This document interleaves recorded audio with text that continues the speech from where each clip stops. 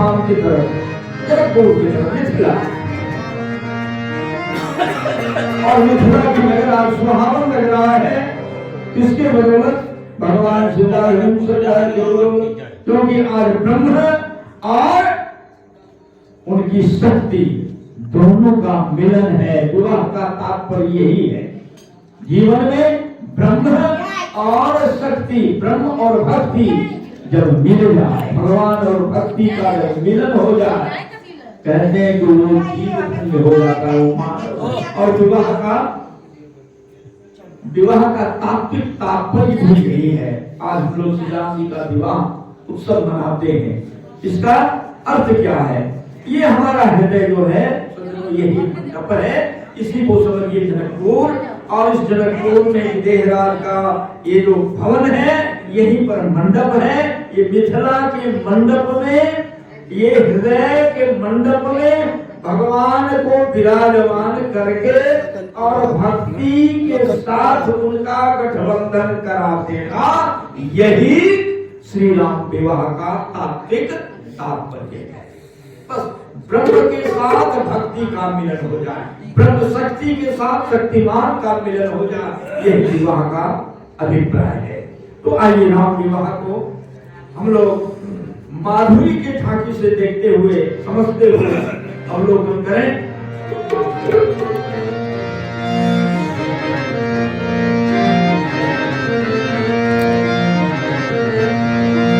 जब बारात कुछ दूर निकली है,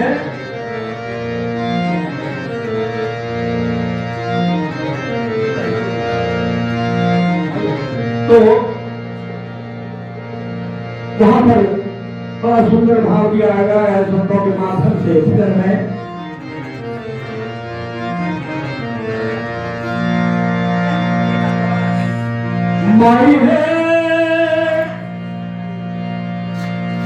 माई है हथियार के घंटा, धन घनात आवेला।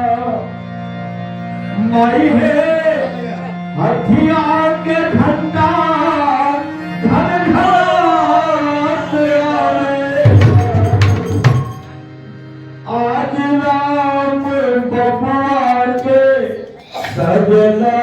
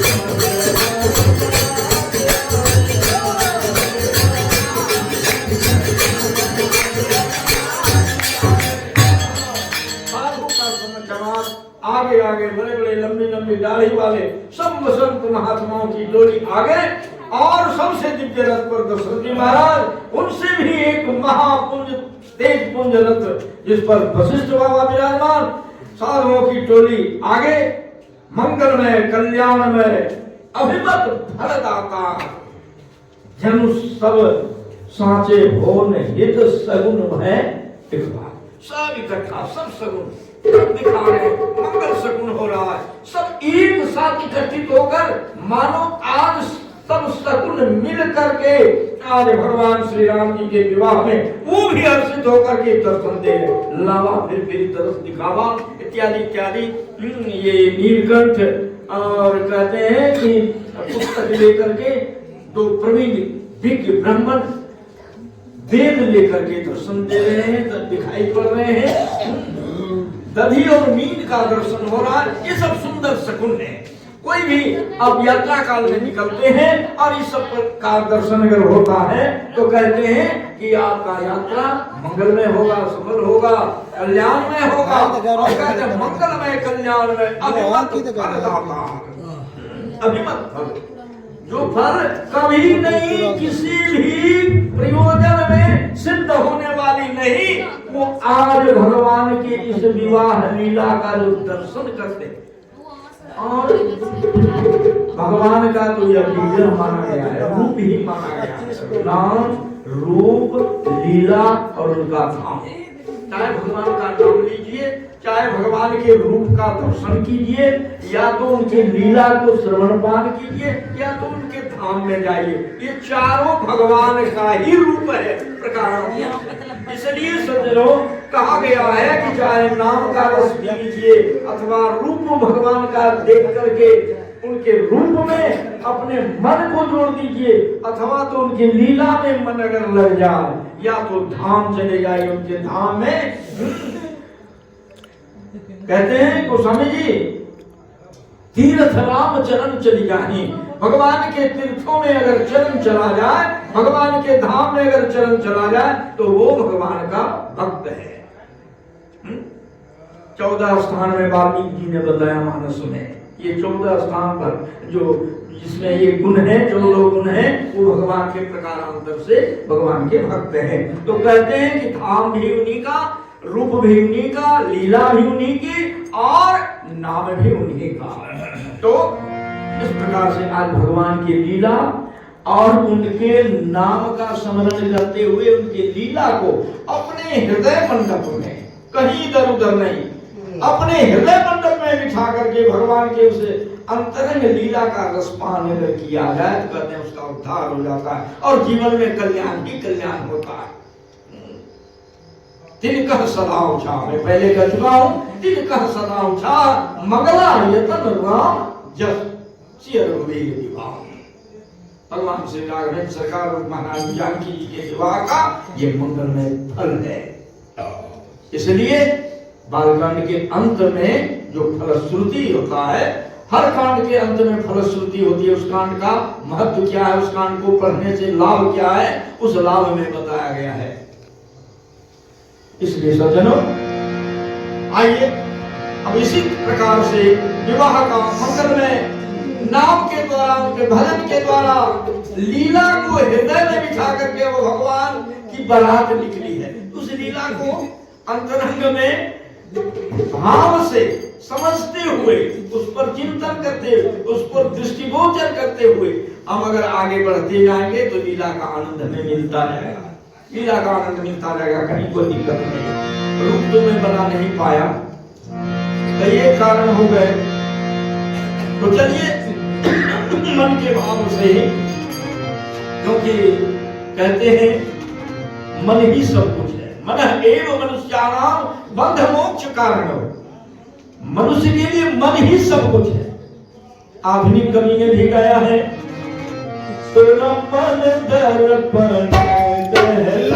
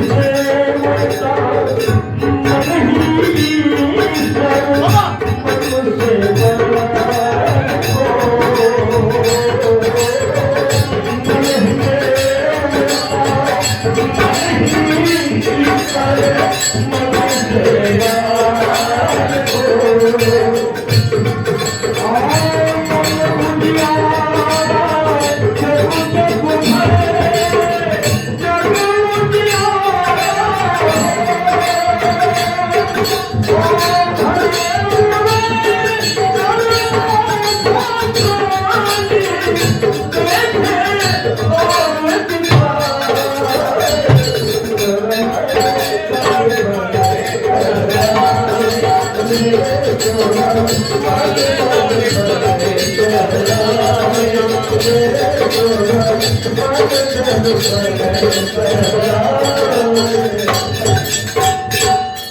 दर्पण का मन ही सब कुछ है।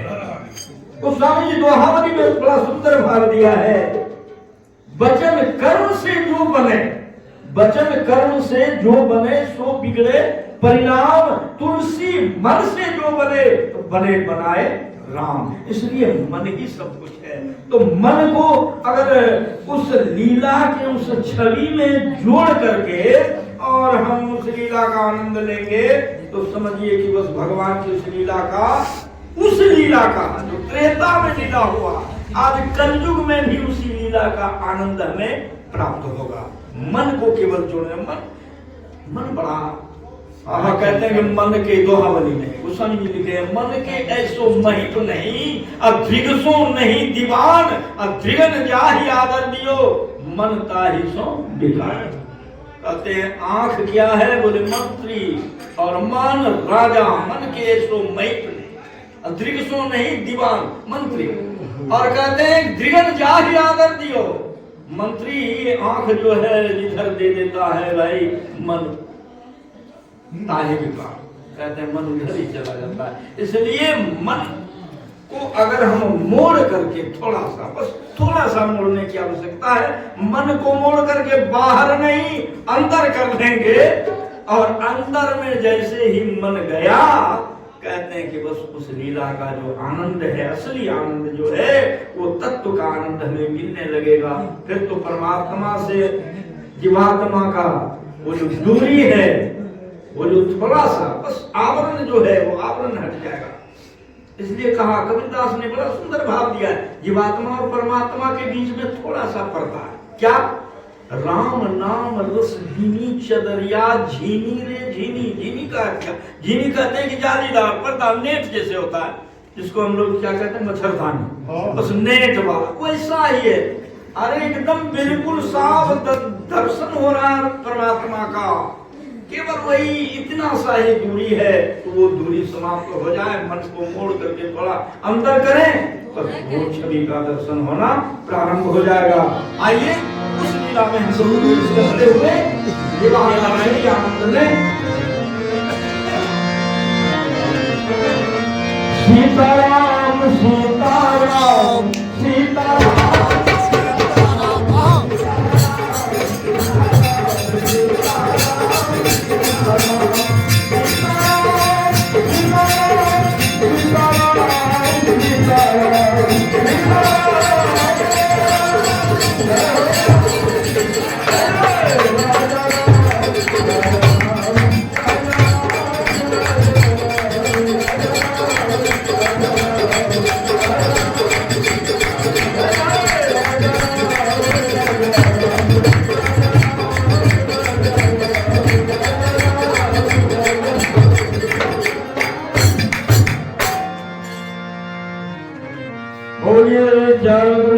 सरकार की, श्री अवधाम की।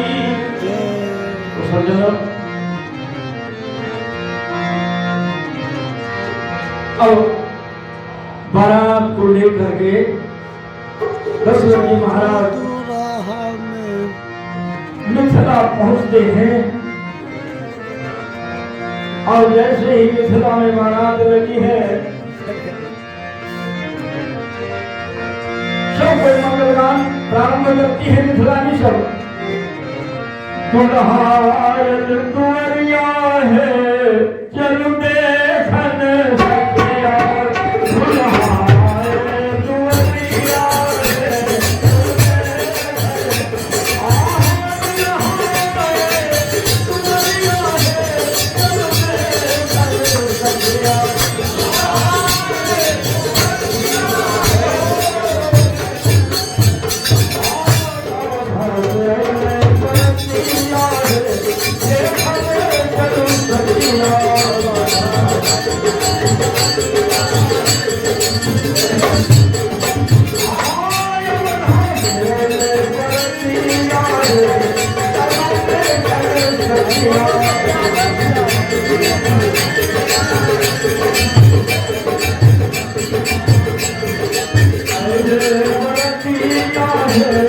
चले सखिया